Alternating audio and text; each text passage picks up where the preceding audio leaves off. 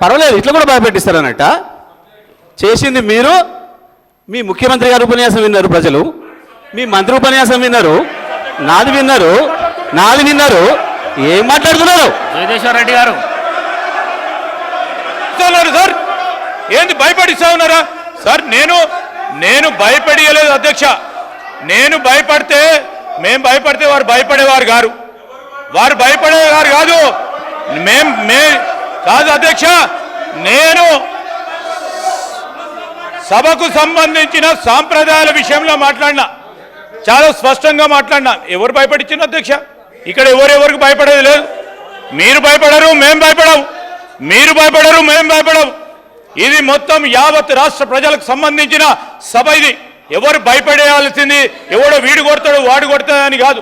దయచేసి సీనియర్ సభ్యులు మాట్లాడుతూ ఉన్నప్పుడు నేను ఈరోజు చెప్తా ఉన్నాను గౌరవనీయులకు, ఈరోజు ఎవరు భయపడేయనక్కర్లేదు సార్ అధ్యక్ష. ఈరోజు ప్రజలు ఉన్నారు, వారే అందరినీ భయపడిస్తారు. ఈరోజు ఎవరిని భయపడించినో చూపెట్టారు. దయచేసి నేను గౌరవ శాసన సభాపతి ద్వారా వారిని కోరుతా ఉన్నాను, ప్లీజ్ కమ్ టు ద సబ్జెక్టుకు సంబంధించిన టెక్నికల్ అంశాలు ఉంటే ఈరోజు వారు ప్రస్తావన చేయమనండి. ఆ ప్రస్తావన తర్వాత సభ్యులు చాలామంది కూడా మాట్లాడేది ఉంది.